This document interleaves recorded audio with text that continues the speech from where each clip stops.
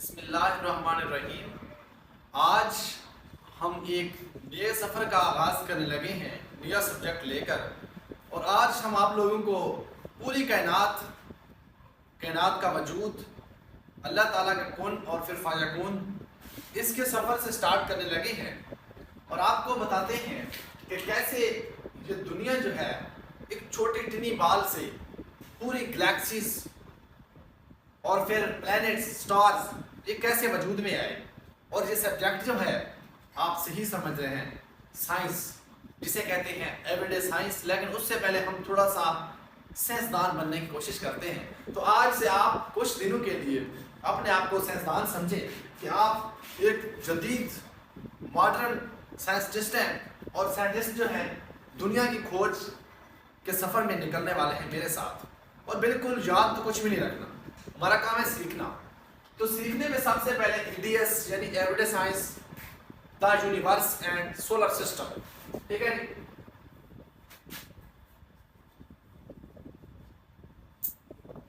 सबसे पहले हम देखते हैं कि ये कायनात जो है कितनी पुरानी है और कैसे वजूद में है। तो अल्लाह ताला तो फरमाता है कि मैंने कुन फरमाया और फिर फायकून, और कितने कितने दिनों में। लेकिन साइंस थोड़ा सा अलग कहती है। साइंस कहती है कि अटीनी बाल एक छोटी सी बाल है जिसका एक्सप्लोजन हुआ, धमाका हुआ, और उस धमाके के नतीजे में दुनिया जो है वजूद में आई। दुनिया वजूद में आई और फिर डिफरेंट स्टार्स, प्लैनेट और इनका मजमुआ, गैलेक्सीज, और डिफरेंट गैलेक्सीज से फिर गैलेक्सी का भी बताता हूँ। गैलेक्सी क्या है, आपके भेजे से बात पार नहीं गुजर रही? नहीं, बिल्कुल भी नहीं। तो गैलेक्सी भी आप समझ लें जैसे आपका कंटिनेंट होता है, डिफरेंट कंट्रीज का मजमुआ या डिफरेंट कंटिनेंट्स का मजमुआ। हमारी ये जो अर्थ है ये है। इसी तरह से गैलेक्सी जो है, इसी तरह से कई दुनियाएं हैं, कई प्लैनेट्स हैं, और एक प्लैनेट स्टार ये मिल के एक गैलेक्सी बनाते हैं। सपोज ये हमारी जो गैलेक्सी है, जैसे समझ लें कंट्री है, ठीक है। कंट्री के बाद क्या है, डिफरेंट कंट्रीज कंटिनेंट बनाते हैं, और डिफरेंट कंटिनेंट यानी हमारे 7 कंटिनेंट एक अर्थ का जैसे सोलर सिस्टम बनाते हैं, और फिर सन और ये मिलके एक गैलेक्सी बनाते हैं। तो ये हमारी गैलेक्सी, एक छोटी सी गैलेक्सी, यानी जो साइंस जो है अभी तक तकरीबन 0.00001 यहाँ भी नहीं पहुंची। अल्लाह ताला ने इतनी बड़ी ये यूनिवर्स, ये लफ्ज़ जो है यूनिवर्स, इतनी बड़ी कायनात बनाई है कि साइंस अभी तक इस पे भी नहीं पहुंची। उसकी रीज़न क्या है? रीज़न ये है कि वो एक्सप्लोजन जो है, वो धमाका जो है, उसको कहते हैं बिग बैंग। लफ्ज आपने सुना होगा, बिग बैंग। ये बिग बैंग एक थ्योरी भी है। 1920 में एक साइंसदान है, बेल्जियन कैथोलिक प्रीस्ट है, बेल्जियन, BELGIAN, बेल्जियन।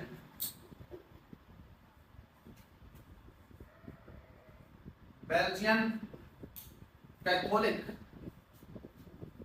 बिल्कुल आराम से। ये मैथमेटिशियन थे,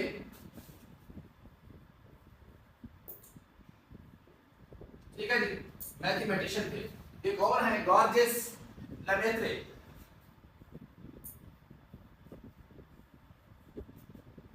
गॉर्जेस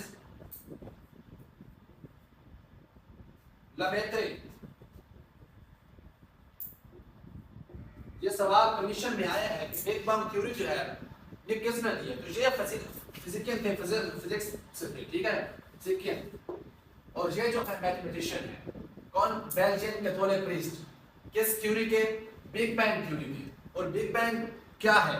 बिग बैंग यानी एक छोटी सी बाल, ये साइंसदान कहते हैं, ये साइंस कहती है कि जिसके अंदर इन्फिनाइट डेंसिटी, इन्फिनाइट टेम्परेचर, ऐसा इन्फिनाइट टेम्परेचर यानी जो बिल्कुल कभी ना खत्म होने वाला, ठीक है, ऐसा टेम्परेचर, ऐसी डेंसिटी जो कभी खत्म ना होने वाली उस बाल के अंदर मौजूद। जब वो धमाका होता है, जब वो एक्सप्लोजन होता है,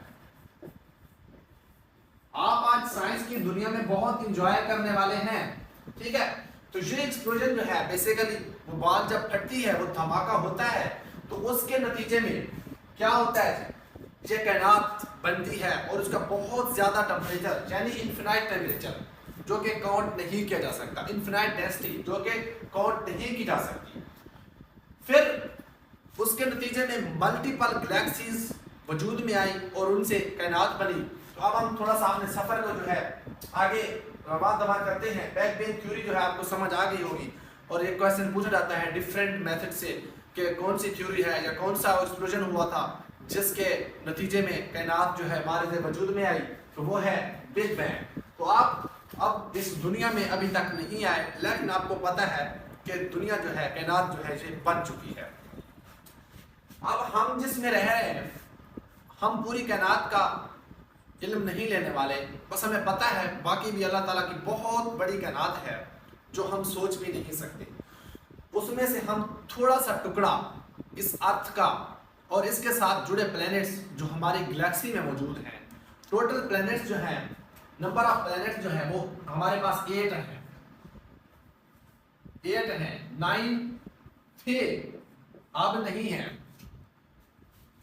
आप पढ़ते आ रहे होंगे, आपने जब छठी, पांचवी, सातवीं की होगी तो आपने साइंस में पढ़ा होगा, मैंने साइंस में पढ़ा था कि ये जो प्लैनेट्स हैं हमारे पास 8 हैं, 9 हैं। तो 9वां प्लैनेट जो है अब वो खारिज हो चुका है, वो है प्लूटो। प्लूटो जो है ये खारिज हो चुका है। कब से खारिज हो चुका है? 2006 से इस प्लूटो को हम निकाल रहे हैं। तो अब हम पहले इसको निकाल देते हैं, आपको ये बात समझ आ जाए कि साइंसदान कहते हैं कि ये जो प्लूटो है ये हमारा एंड पे है बिल्कुल, और इसका तक कोई हमारा सूरज का, इस सन का कोई ताल्लुक नहीं है, कोई वो नहीं है, बिल्कुल वो बर्फ जमी हुई है, बिल्कुल वो खत्म है। जब साइंसदान कहते हैं तो ना प्लूटो को फर्क पड़ता है ना हमें फर्क पड़ता है, ठीक है। हम भी कहते हैं प्लूटो आप हमारे हिस्से में नहीं है, हम सिर्फ 8 के बारे में पढ़ने वाले हैं। तो जी हाँ, हम देखते हैं कि हमारे पास वो कौन से 8 प्लैनेट्स हैं जिनको हमने स्टडी करना है। अच्छा, उससे पहले इस हमारे पूरे सिस्टम में एक स्टार, एक प्लैनेट, ठीक है, और सैटेलाइट, ये 3 चीजें आपने माइंड में रखनी है। बाकी भी चीजें हैं लेकिन आपने ये 3 चीजें माइंड में रखनी है। तो सबसे पहले हम देखते हैं स्टार। स्टार जो आसमान पर रात को चमकते हैं, ठीक है। दूसरा प्लैनेट, आप अब समझ रहे होंगे कि वाकई वही स्टार है जो रात को चमकते हैं, ऐसी बात नहीं है। स्टार की डेफिनेशन और स्टार थोड़ा सा डिफरेंट है, आपको बताता हूं, ठीक है। तीसरा हमारे पास है सैटेलाइट। कैमरा ठीक चल रहा है? अच्छा, स्टार ये वो स्टार नहीं है जो आप रात को फ्री वक्त में काउंट करते हैं, ये वो वाला स्टार नहीं है। स्टार की डेफिनेशन ये है कि ऐसी चीज जिसकी अपनी रोशनी हो। स्टार की कैरेक्टरिस्टिक्स में है जिसकी अपनी रोशनी हो, और प्लैनेट जिसकी अपनी रोशनी नहीं है वो दूसरे सैयारों से, सितारों से क्या करते हैं? रोशनी को लेते हैं। सैटेलाइट भी इसी तरह है, ठीक है। तो अब हम देखते हैं स्टार्स कितने हैं, प्लैनेट कितने हैं हमारे पास इस हमारी गैलेक्सी में, इस हमारी जो हम जिसमें रह रहे हैं, जिस तक हमारी साइंस पहुंची है। तो हमारे पास टोटली एक स्टार है जिसकी अपनी रोशनी है, वो है सन। जी हाँ, सन। और हमारे पास 8 प्लैनेट्स हैं। 9वां खारिज हो गया 2006 में, तो हम भी उसको नहीं पढ़ने वाले। तो सबसे पहले हमारे पास यहाँ पे आपको बता दूं कि आपने 8 कैसे याद रखनी है। तो बिल्कुल सिंपल सी ट्रिक है जो कि आपने याद रखनी है। आप सबसे पहले एम को याद रखेंगे, एम, उसके बाद वेम, VEM, एम वेम, ये एम, ये वेम, उसके बाद जे, एम वेम, जे सन, ठीक है। हम सोलर सिस्टम के बारे में पढ़ रहे हैं तो जे और सन को भी याद रखें, ठीक है। एक बार आपको याद रखना पड़ेगा, उसके बाद तरतीब आपको खुद ब खुद याद हो जाएगी। एम वेम जे सन, एम वेम जे सन, ये रट्टा लगा लें, तराना एक बार अपनी जबान पे लाएं, पढ़ें इसको मेरे साथ। एम वेम जे सन, गुड। आपने ये पढ़ लिया, आपको पता चल गया कि ये जो है हमारे पास प्लैनेट्स हैं। अब आप सोच रहे होंगे कि ये कौन से प्लैनेट हैं एम वेम जे सन। तो एम से हमारे पास है मरकरी, ठीक है जी। एम वेम से हमारे पास सबसे पहले है वीनस, ठीक है जी। ई से हमारे पास है अर्थ, ठीक है जी। फिर एम जो है, इससे हमारे पास है मार्स, जिसे मरीख कहते हैं। एम वेन, जहां तक क्लियर हो गया। मरकरी, ठीक है, वीनस, अर्थ, मार्स। अब आते हैं जे पे। जे से जुपिटर, JUPITER, जुपिटर। जुपिटर पढ़े, जुपिटर पढ़े, जो भी पढ़े, ठीक है। एस से सैचुरन, SATURN, सैचुरन। एम वेन, जे सन। यू से यूरेनस, ठीक है, और एन से नेपच्यून, ठीक है। तो यहां तक हमारी ये ट्रिक जो है, उम्मीद है आपको समझ आई होगी। एन वेन जे सन, क्लियर हो गया। यहां तक हमारा ये 8 प्लेनेट का सफर अब प्रॉपरली हम स्टार्ट कर रहे हैं। देखते हैं कि किस तरह ये हमारे प्लेनेट, इनके अंदर क्या क्या चीज जरूरी है, ठीक है। तो प्रॉपरली अब हम सारे प्लेनेट्स को एक एक देखने वाले हैं। तो सबसे पहले हमारे पास यहां पे है सन, ये हमारा सन है, सूरज। हमारा जो मोटो है वो ये है कि हम आपको पढ़ाएंगे नहीं, हम आपको सिखाएंगे, ठीक है। तो आपने सीखना है। फिर से आप चीजों को थोड़ा सा हाथ से ड्रा करना है, ताकि आप सबसे आसान जबान में सीखें। सन के बारे में थोड़ा सा, कि सन जो है हमारा सिंगल स्टार है हमारे इस गैलेक्सी में, हमारे इस जहां तक साइंस की दरियाफ्त है उसमें सन के बारे में ये है कि सन के अंदर 2 गैसेस हैं, एक हीलियम और एक हाइड्रोजन। हीलियम जो है वो है 21% और हाइड्रोजन जो है वो है 71%। अब ये हीलियम और हाइड्रोजन 71% और अदर गैसेस जो हैं वो बाकी जो बचता है 38% वो है। हीलियम बढ़ती जा रही है, हाइड्रोजन दिन ब दिन कम होती जा रही है। दिन ब दिन से मुराद है कई हजारों साल लगते हैं इस प्रोसेस को खत्म होने में। जैसे जैसे साइंस कहती है कि हाइड्रोजन कम हो रही है, सूरज जो है इसकी रंगत भी तब्दील हो रही है और सूरज की जो एक डेंसिटी है वो भी कम हो रही है। कैसे? सूरज पहले था रेड ड्वार्फ, GWARF। क्वेश्चन बना है कि सूरज की पहले रंगत कैसी थी? सूरज रेड ड्वार्फ था। अब जो है अब येलो है, येलो ड्वार्फ। अब कैसे है? Yellow dwarf. बस सिंपली आपने देखना है, जब पहले पहले दुनिया बनी थी उसमें बहुत ज्यादा जो थी सारी चीजें, उनकी डेंसिटी, टेम्परेचर वगैरह बहुत ज्यादा था। तो सूरज की रंगत भी वैसे थी।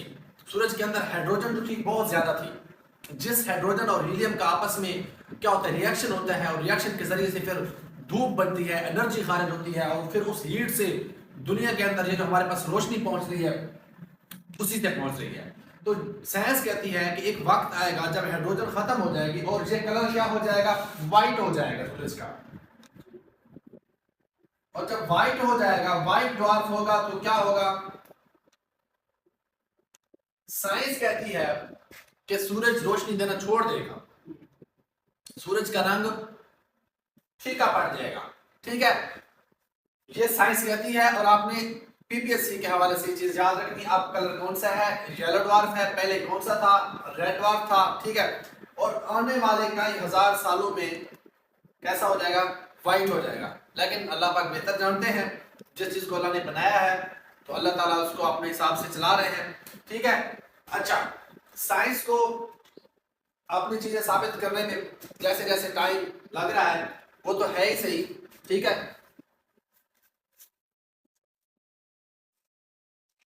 अब सूरज की ये रोशनी जो है ये कैसे पड़ रही है जमीन पे और बाकी प्लैनेट्स पे? जमीन तक पहुंचते पहुंचते इसको 499 सेकंड लगते हैं सनलाइट को। कितने सेकंड? 499 सेकंड। अब अगर मिनट बनाए आप, यूपीएससी आपसे पूछता है कितने मिनट लगते हैं, तो 60 मिनट का 60 सेकंड का 1 मिनट होता है। ये हमारे पास सेकंड है तो सेकंड को तकसीम करेंगे तो ये तकरीबन 6 8 48 480 और ऊपर 19 सेकंड, यानी हमारे पास 8 मिनट और 19 सेकंड, 8 मिनट और 19 सेकंड सूरज को जमीन तक रोशनी, जहां जमीन है सपोज, ठीक है, इस जमीन तक सूरज को रोशनी पहुंचाने में 499 सेकंड, या आप कह सकते हैं कि 8 मिनट और 19 सेकंड 20 सेकंड सूरज को रोशनी पहुंचाने में लगते हैं, सूरज की रोशनी आती है। अच्छा, जो एटम बम है, ठीक है, उसमें कौन सी गैस होती है? उसमें, ये आपके असाइनमेंट भी है लेकिन मैं बता देता हूं, मेरे ख्याल में हाइड्रोजन होती है, ठीक है।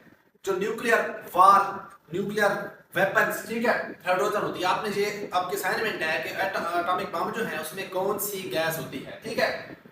अच्छा, जमीन तक सूरज का फासला कितना है और टाइम कितना लगता है? 8 मिनट और 19 सेकंड, ठीक है। 149.6 मिलियन किलोमीटर फासला जो है ये सूरज का जमीन तक है, ठीक है। ये सूरज के बारे में बता रहा हूं, जमीन के बारे में नहीं बता रहा। सूरज हमारा एक स्टार है, इसके बारे में जो क्वेश्चन है तकरीबन यही बनते हैं। अब हम सारे स्टार जो हमारे पास प्लेनेट जो हैं, क्योंकि आपने एक चीज याद रखनी है कि प्लेनेट और स्टार में फर्क है, और सूरज जो है ये स्टार है, प्लेनेट नहीं है। इसी तरह से हमारे पास जो हमारी लैंड है, जो हमारी अर्थ है, ये क्या है? ये प्लेनेट है, ठीक है। तो ये हमारा सूरज है। Okay okay. अब यहां पे इसके गिर्द चक्कर लगाते हैं प्लैनेट्स, ठीक है। इसमें सबसे पहले जहां पे है ये मरकरी, कौन सा? मरकरी। अब मरकरी की अगर बात करें, मरकरी जो है सबसे स्मॉलेस्ट है,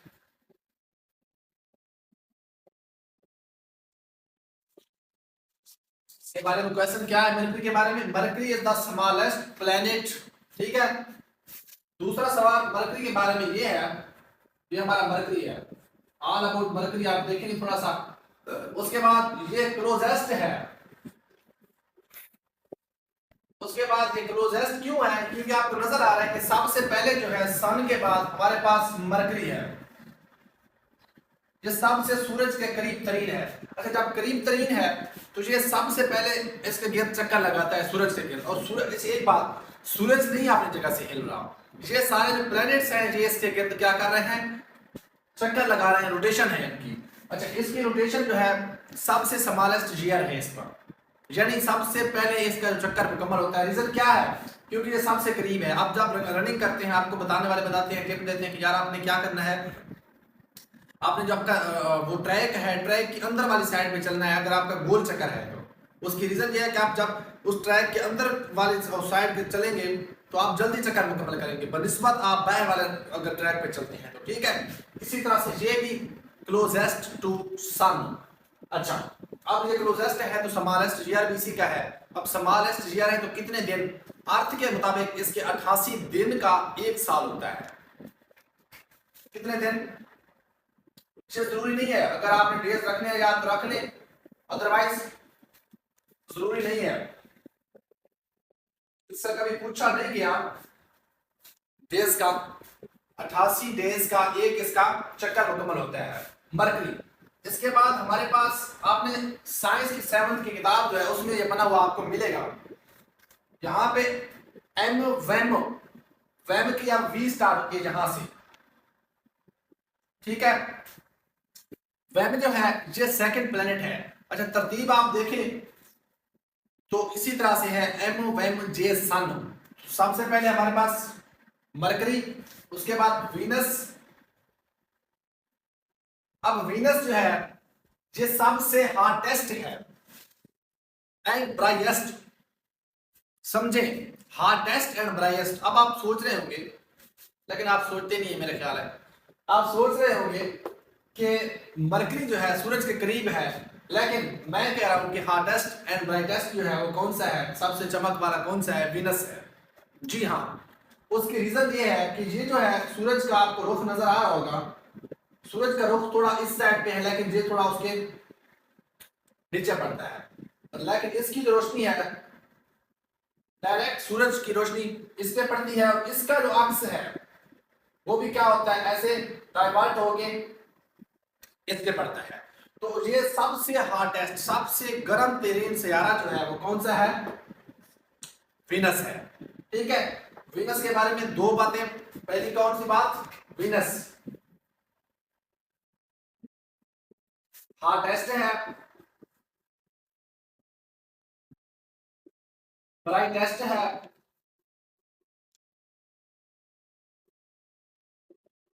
ठीक है। अच्छा, दूसरी चीज इसकी ये है कि ट्विंस ऑफ अर्थ, ट्विंस यानी जुड़वा, मतलब अर्थ के जितना इसका हुजम है, अर्थ के जितना है ये तकरीबन, ठीक है। ट्विंस, इसलिए पूछा गया है सवाल, ट्विंस ऑफ अर्थ कौन सा सयारा है, सॉरी प्लेनेट है, आपको सयारे से कहीं डर ना लगे तो प्लेनेट बेहतर है, ठीक है। Twins of earth. उसके बाद नेक्स्ट इसके बारे में है, इसको मॉर्निंग एंड इवनिंग स्टार भी कहते हैं, morning and evening star, morning and evening star.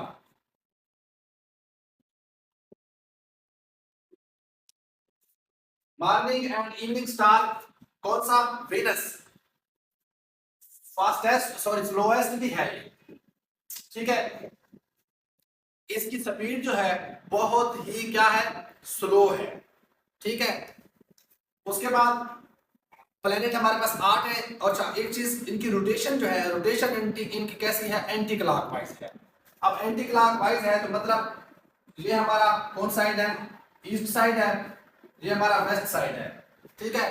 तो ये ऐसे चलेंगे, ऐसे, ठीक है, ईस्ट टू वेस्ट ऐसे जाएंगे, ठीक है। लेकिन इनमें से दो सैयारे ऐसे हैं जो क्या करते हैं, ईस्ट से वेस्ट जाते हैं, और उनका सूरज जो है, हमारा सूरज हम जब ईस्ट से वेस्ट जाते हैं, वेस्ट से ईस्ट, मशरिक साइड से निकलता है। हमारा मानना है कि क़यामत के दिन सूरज मगरिब साइड से निकलेगा, ठीक है। इस्लामिक कल्चर में ये चीज आपको मिलती है। अभी तक हमारे पास सूरज कहां से निकलता है, मशरिक साइड से। और कितने सैयारों पे, 6 सैयारों पे मशरिक साइड से सूरज। और इन 6 सैयारों की जो रोटेशन है वो रोटेशन कैसी है, एंटी क्लॉकवाइज, एंटी क्लॉकवाइज।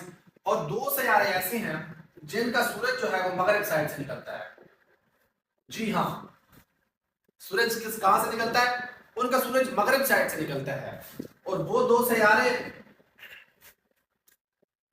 आपके असाइनमेंट है, मैं बता दूंगा एंड पे, लेकिन अभी तक आप कमेंट कर देना सर्च करके, ठीक है। वो बताता हूँ, 8 सैयारे टोटल, जिनमें से 2 कौन से हैं, जिनका सूरज मगरिब साइड से निकलता है, ये क्वेश्चन पूछा जा सकता है आपसे। और उनकी रोटेशन जो है, इनकी रोटेशन 2 की कैसी है, क्लॉकवाइज है। बाकी 7 सैयारों की एंटी क्लॉकवाइज है। अच्छा, एम वेम, वेम की वी पे पहुंचे हम अभी, ई जो है अभी हमारा रहता है, तो अब हम ई पे आते हैं। ये हमारा अर्थ है, अर्थ। भाई ट्विंस है तो फिर बड़ा क्यों बना दिया है, हाँ हाँ भाई छोटा ही बना रहा हूं, सबर करें, ठीक है। अब अर्थ, अर्थ जो है, हम जिस जमीन पे रहते हैं, ये अर्थ, इस अर्थ के बारे में हमने वर्ल्ड ज्योग्राफी में तकरीबन सारी चीजें पढ़ी हैं। इसको सबसे पहले कहते हैं ब्लू प्लेनेट। क्यों कहते हैं,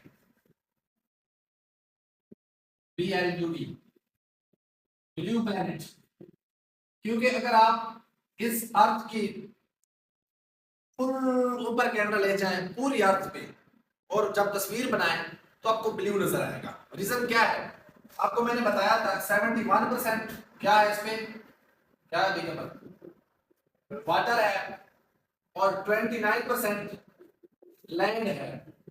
तो इस वाटर जो है ये ब्लू शो होते हैं जब आप ड्रोन कैमरे को बहुत ऊपर ले जाएं और जब उससे आप तस्वीर बनाएंगे तो आपको ब्लू नजर आएगा, तो इसको ब्लू प्लेनेट कहते हैं, लैंड को। अच्छा, इसके अंदर वाटर ज्यादा है। लैंड की सारी चीजें तकरीबन हमने अर्थ की जो है वो पढ़ी है। बाकी अर्थ के ऊपर जो इसकी है सूरज की रोशनी है वो कितने सेकंड में पहुंचती है, 499 सेकंड में पहुंचती है, वो भी अर्थ के बारे में बनता है, मतलब ओवरलैप करता है ये क्वेश्चन, चाहे आप अर्थ का समझ लीजिए सन का, मैंने सन में पहले बता दिया है इसको। और जो मून है, मून की रोशनी जो है जमीन पर 1.3 सेकंड में पहुंचती है मून, और एक मून है जमीन के ऊपर। बाकी जो है सियारे, वीनस के ऊपर कोई मून नहीं है, ठीक है। इसी तरह से मरकरी के ऊपर भी कोई मून नहीं है। आपसे पूछा गया है क्वेश्चन पहले कि हाउ मैनी मून या सैटेलाइट ऑन या ओवर मरकरी या वीनस, इन पे कोई नहीं है मून। जमीन के ऊपर एक चांद है सिर्फ, और उस चांद की रोशनी जो है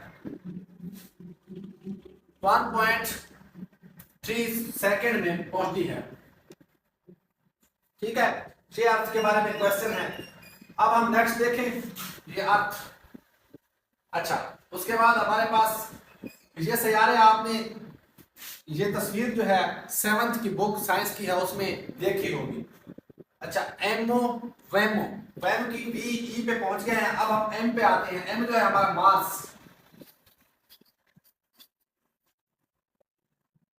मार्स यानी मरीख। अच्छा, एक चीज सिर्फ वाहिद अर्थ है जिस पे लाइफ एग्जिस्ट करती है।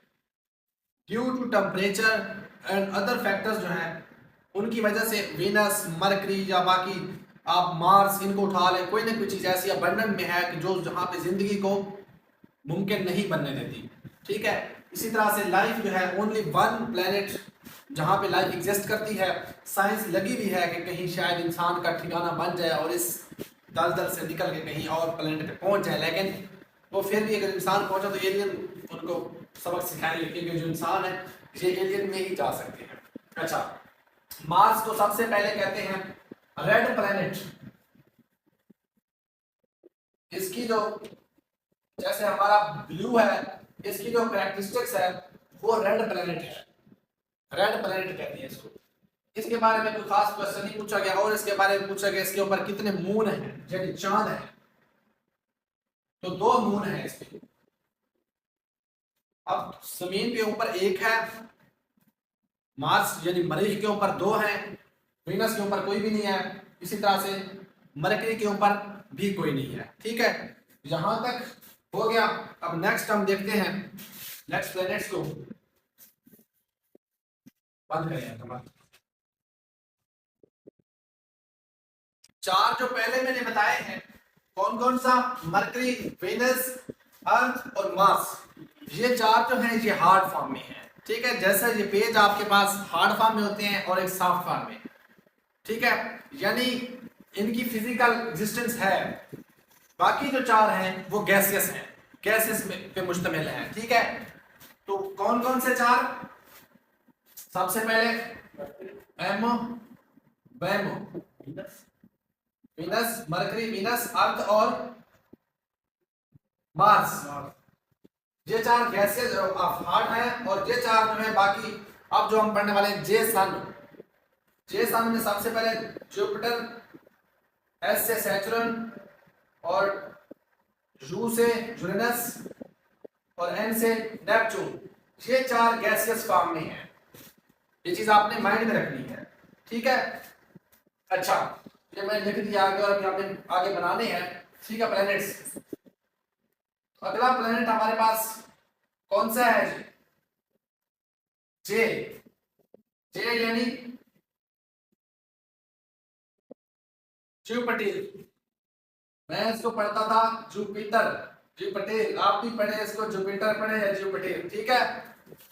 आपके प्रोनाउंसिएशन का मसला नहीं है, वहां पे आपने टिक लगाना है, बस समझ आनी चाहिए। JUPITER लगा पड़ा है तो बस आप कह दें कि जी ठीक है।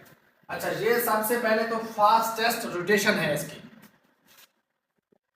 जुपिटर के बारे में जो सवाल है, बोर नहीं होना यार बिल्कुल भी, आपने बड़े मजे से चीजें सीखनी है, ठीक है, और बहुत इंटरेस्टिंग है ये। इंशाल्लाह हम फैक्ट्स को जब देखेंगे और फैक्ट्स में जब हम बहुत सारी चीज़ें देखेंगे तो हमारे अंदर एक मंबा आएगा नॉलेज का और सीखने वाला नॉलेज। ठीक है, तो जुपिटर जो है सबसे पहले ये फास्टेस्ट रोटेशन है, ये क्वेश्चन बना है, ये बहुत तेज है रोटेशन में। ठीक हो गया। इसके बारे में दूसरा सवाल बना है कि ये ला उसका क्या रखता है, 95 मून रखता है। कितने मून रखता है, 95 मून। और ये लार्जेस्ट प्लेनेट है। क्या है, लार्जेस्ट यानी सबसे बड़ा। कितना बड़ा, इतना बड़ा कि 11 टाइम्स अर्थ से बड़ा, हमारी जमीन से 11 गुना बड़ा प्लेनेट कौन सा। यार आपने तो कमाल कर दिया है, इतना बड़ा प्लेनेट और इतना छोटा बना दिया। लो भाई,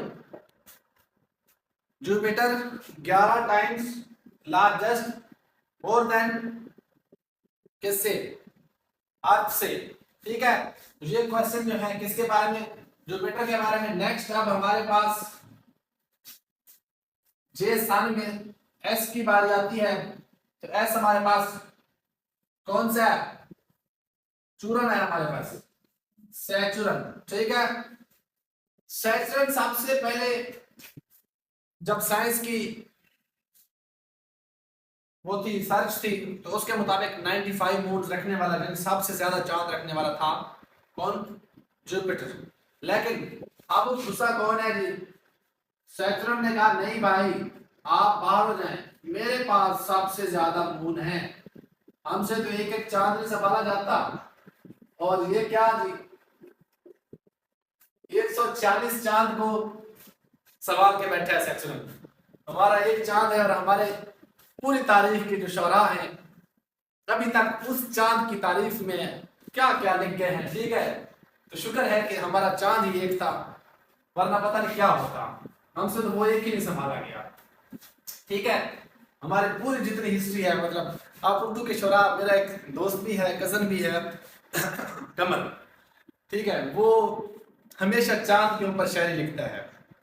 और मुझे तो जो लगता है कि शुक्र है हमारा चांद एक था जमीन का, और ये सैचुरन वाले अगर इनके पास, अगर इंसान वहां पहुंच गए और हमारे पाकिस्तान के और हमारे इस दुनिया के शोरा पहुंच गए, तो पता नहीं इस चांद 146 का क्या करेंगे और किस किस से मुशावरत देंगे। ठीक है, तो सैचुरन जो है सबसे ज्यादा चांद रखने वाला वो है, क्या कहते हैं, प्लेनेट है सबसे पहले। उसके बाद ये सेकंड लार्जेस्ट है, सेकंड लार्जेस्ट प्लेनेट सैचुरन। पहले लार्जेस्ट जो है हमारा कौन सा है, जुपिटर। उसके बाद सेकंड लार्जेस्ट सैचुरन। बस इसके इतने ज्यादा चांद हैं कि इसके बारे में कोई और क्वेश्चन नहीं पूछता। जब भी पूछता है कमीशन को भी झटका लगा हुआ है कि यार इतने चांद, ठीक है, वो पूछ लेता है कि सबसे ज्यादा चांद रखने वाला जो प्लेनेट है वो कौन सा है, तो वो 146 है। अच्छा, उसके बाद अगर बात करें यू की, ठीक है, यूरेनस, क्योंकि हमने जे सन को पढ़ना है। जे सन में हमारे पास जुपिटर, सैटर्न, यूरेनस। ठीक है, अब हम नेक्स्ट एन को भी देखते हैं, एन से क्या बोला है। ठीक है, अच्छा, यूरेनस जो है इनका थोड़ा गुजारा चल जाता है, इनके पास टोटल 27 मून है। ठीक है जी, इनके पास टोटल 27 मून है यूरेनस के पास।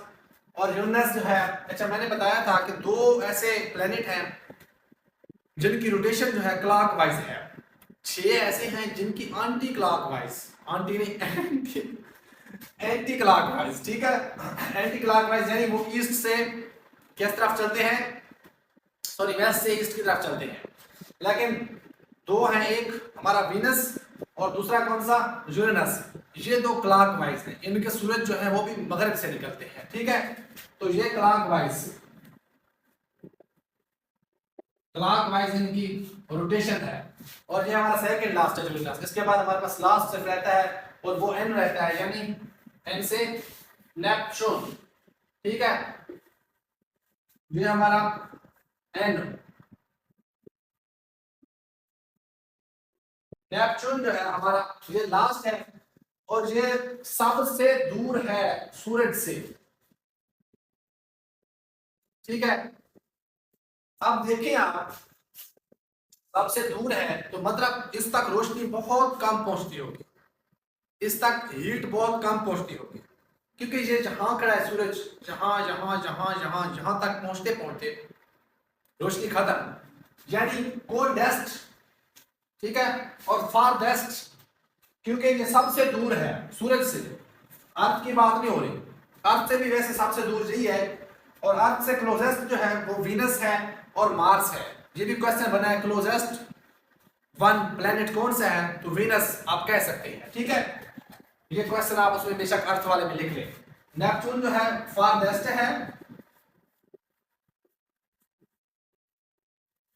फारदेस्ट यानी सबसे दूर तरीन सैयारा प्लेनेट। उसके बाद कोल्डेस्ट, जब सबसे दूर है, इस तक रोशनी, इस तक गर्मी, इस तक सूरज की तपिश, सूरज की हीट जो तो जाती ही नहीं है, ये कौन सा है, कोल्डेस्ट है। अच्छा, अब देखिए इनकी रोटेशन आ रही है, ठीक है, बाकी की रोटेशन आ रही है। तो जब इनकी रोटेशन को देखें तो जैसे मैंने बताया था कि ये सबसे करीब है तो जल्दी काउंट कर लेता है अपना टाइम, लेकिन ये सबसे फारदेस्ट है, ठीक है, तो इसको टाइम भी सबसे ज्यादा लगता है, और लार्जेस्ट जीआर यानी इसी के है। सबसे ज्यादा अपना ऑर्बिट जो है, इसका चक्कर जो है मुकम्मल करने में सबसे ज्यादा टाइम इसको लगता है। अराउंड अबाउट हमारा एक दिन, इसका 225 दिन हमारे जब गुजरते हैं, इसका एक चक्कर मुकम्मल होता है। वैसे आपकी इंफॉर्मेशन के लिए बता रहा हूँ, ना जरूरी है ना आपने ये करना है, ठीक है। तो ये सिर्फ आप याद रखिए, फारदेस्ट है और लार्जेस्ट जीआर है। यानी अगर इसके एक रात की बात करें कि जब ये सूरज की बैक साइड पे जाता है तो इसमें कितने साल हमारे लगते हैं, कहीं कई साल लगते हैं, फिर इसमें जाके दिन होता है, रात ही रात रहती है। यानी कोल्डेस्ट भी है, फारदेस्ट सबसे दूर भी है, सबसे लार्जेस्ट जीआर भी इसी में होता है, ठीक है। और इसके पास फिर से बदकिस्मती से 14 मून, ठीक है, 14 मून। अच्छा, इनके मून कभी पूछे नहीं गए, ठीक है, ना 14 के पूछे गए, सबसे फारदेस्ट पूछे गए सैटर्न के, और ना रखने वालों के पूछे गए हैं, वीनस के नहीं है, मार्स के पास भी है, सॉरी मरकरी के पास भी नहीं है। अच्छा, नेक्स्ट चीज, आप रोटेशन सुन रहे हैं, रोटेशन यानी अपने ऑर्बिट के गिर्द, ठीक है, और सूरज के गिर्द। अगर सूरज के गिर्द की बात की जाए तो ये हमारी जमीन जो है ये 365 डेज में एक चक्कर मुकम्मल करती है, लेकिन 365 डेज और 6 घंटे। अब ये 6 घंटे का क्या सीन है भाई, हाँ भाई 6 घंटे हर साल 6 घंटे, एक पहला साल, दूसरे साल 12 घंटे, तीसरे साल 18 घंटे, चौथे साल 24 घंटे, यानी 4 साल के बाद आपके पास टाइम जो है 24 घंटे काउंट हो जाता है।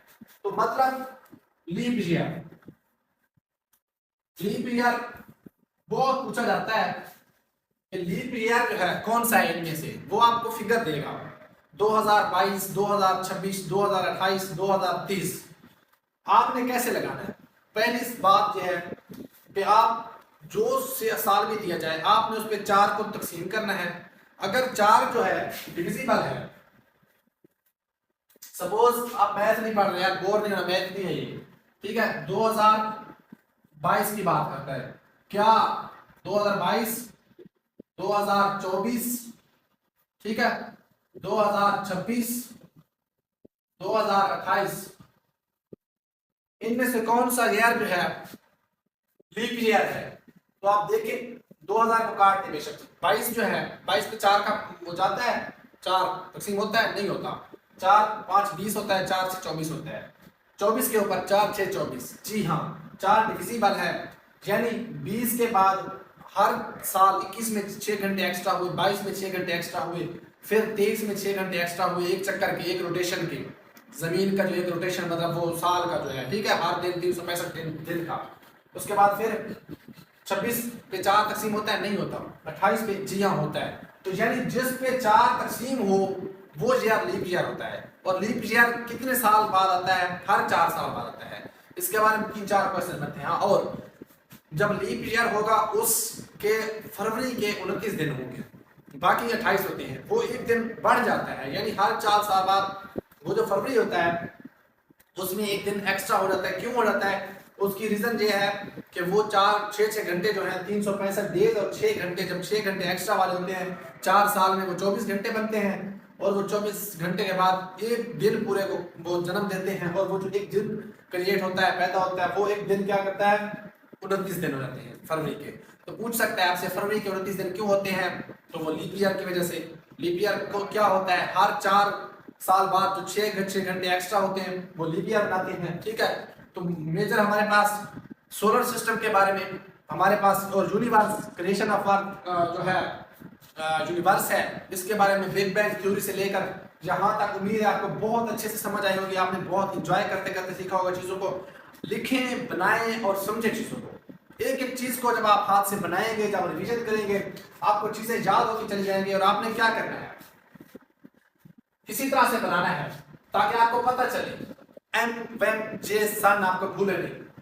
मरकरी, वेम, वी से वीनस, ई से अर्थ, एम से मार्स, जे से जुपिटर, एस से सैटर्न, यू से यूरेनस, और अगला हमारा जो लास्ट है वो क्या कहते हैं? एन से नेपच्यून। नेपच्यून ये खड़ा है, ठीक है, यूरेनस नेपच्यून। तो ये हमारा क्या है? एक पूरा फ्लो बन गया है। आपको चीजें याद रहेंगी। आप पेपर में बैठे होंगे, थोड़ा सा आंखें बंद करें, चुटकी बजाएं और टेक करें। लेकिन चुटकी बजाने का वहाँ टाइम नहीं होता, इसलिए पहले याद करके जाएं, फिर बाद में वहाँ चुटकी नहीं बजानी पड़ेगी। तो जहाँ तक हम लोग को उम्मीद है बड़े अच्छे से समझ आएगी। नेक्स्ट लेक्चर में हम इंशाल्लाह तरतीब के साथ हमने देखना है नॉन लिविंग और लिविंग थिंग्स। ठीक है, हमने बायोलॉजी, फिजिक्स, केमिस्ट्री, मैथ नहीं, इन चीज़ों में जो चीज़ें हमारी कमीशन के हिसाब से हैं, हम इंशाल्लाह साइंसदान बन के उन चीज़ों को सारी को ख़त्म करेंगे और आप लोगों को मज़े मज़े से सिखाएंगे, ताकि आप लोग इन चीज़ों को सीख के आगे सिखाएं फिर दूसरों को भी, और ख़ुद भी क्वेश्चन ठीक करके आएँ। तो तब तक के लिए मुझे इजाज़त। अल्लाह हाफिज़, अस्सलाम वालेकुम।